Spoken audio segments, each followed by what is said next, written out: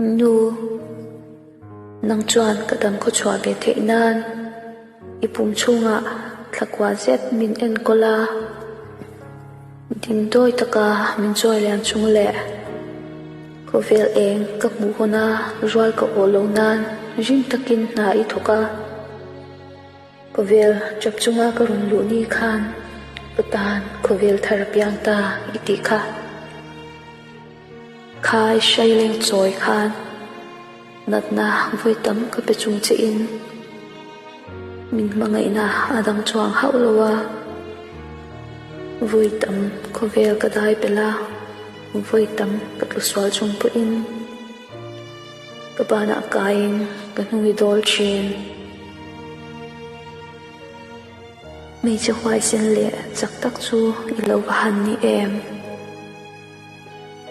I ko vel khan ko vel thar lim na le nui na ka pelo che kha poi ka ti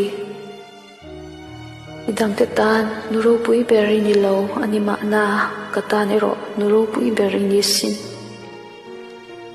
lim na nen ko vel kan ma chunang tia ka be se la ya than kur chunga mi tui nen ka thla liam che kha sha thiam har sa ka ti ko vel kal phung in thla kang lamin machine nun phung in thla khleng ma se danglam ve ngai lo ka thin lunga acham renga